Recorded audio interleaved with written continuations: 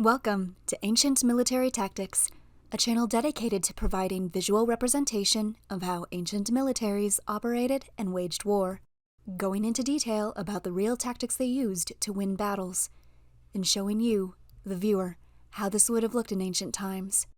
In this video, we will be describing the tactics used in the ancient Battle of Cannae that took place in 216 BC. This battle was fought between the newly appointed Lucius Aemilius Paulus and Gaius Terentius Varro of Rome, up against Hannibal. Hannibal Barca of Carthage.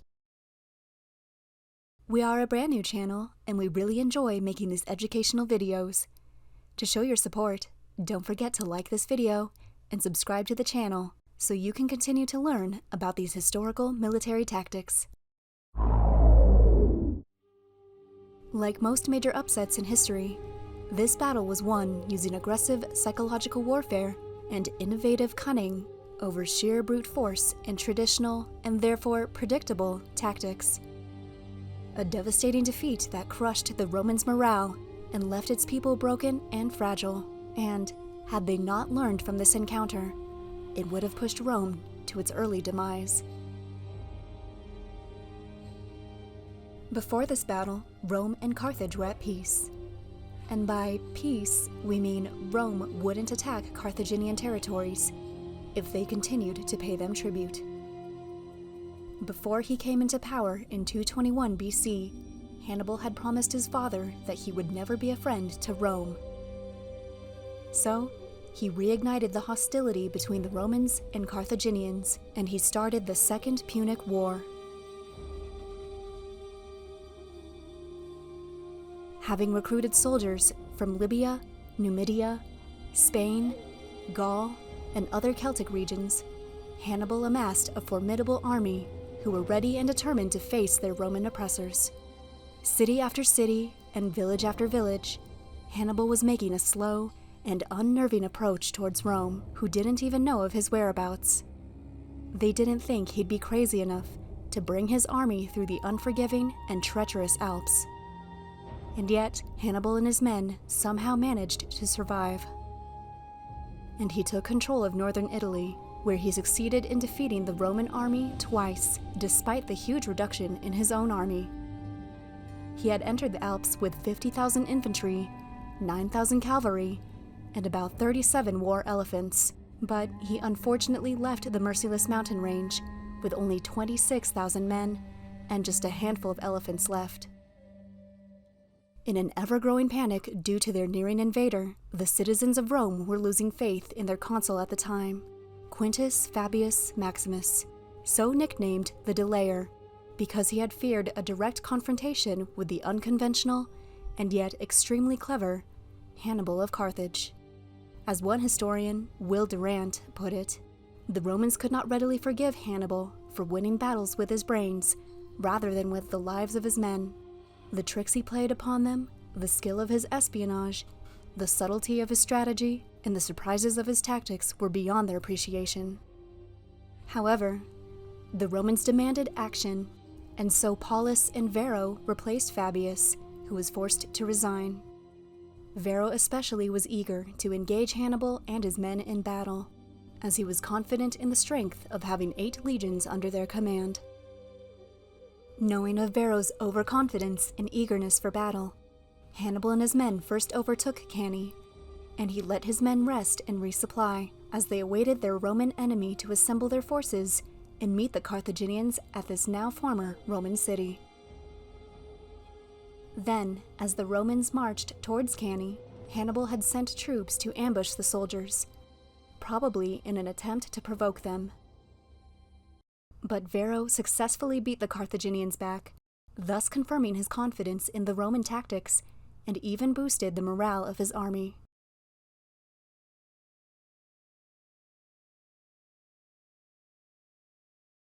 In this battle, Hannibal had about 40,000 infantry and 10,000 cavalry. The Carthaginian army was a diverse group of Spanish, Gallic, and North African soldiers. The Spaniards and Gauls were made up of both heavy and light infantry, and their armament was quite similar. Hannibal's North African infantry from Carthage and Libya closely resembled Greek hoplite armament. Lastly, Hannibal had a formidable cavalry from Numidia, who produced some of the best horsemen of their time. Hannibal also had war elephants to crush the opposing infantry, but he only used them in an earlier battle in northern Italy. Let us know in the comments if you'd like us to cover that battle. Varro and Paulus had over 80,000 Roman soldiers, who were well equipped with body armor, a massive shield, a javelin, a dagger, and a short sword. For more details about the Roman armament, please refer back to our video that covered the Battle of Pharsalus between Julius Caesar and Pompey the Great. As you can see, the Roman army clearly had the upper hand in terms of armament, unity, and professional training, compared to the melting pot of mercenaries at Hannibal's command. However, we will show you, using Total War's engine, how this played out in ancient times. Because Hannibal was already at Cannae, he had the tactical advantage and could dictate the field of battle. He positioned his troops so that the Romans were downwind, and dust was constantly blowing in their direction. The Romans had a river on their right flank and a hill to their rear, which meant their left flank was their only means of escape. Hannibal placed his weaker Spanish and Gallic infantry front and center, and he positioned himself alongside them.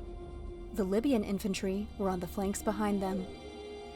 And lastly, the Numidian cavalry was on the right, and the much larger Spanish and Gallic cavalry were on the left.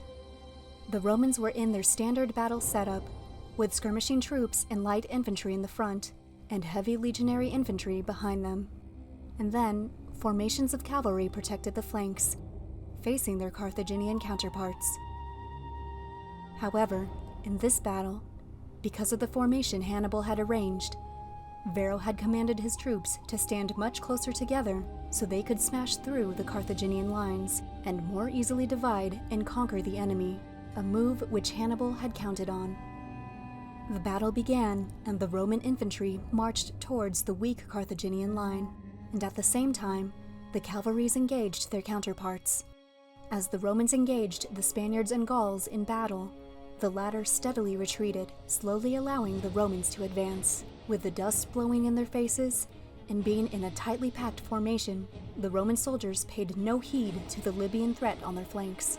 The Romans had believed that they were winning the battle, and they didn't realize they were marching into a trap until it was too late.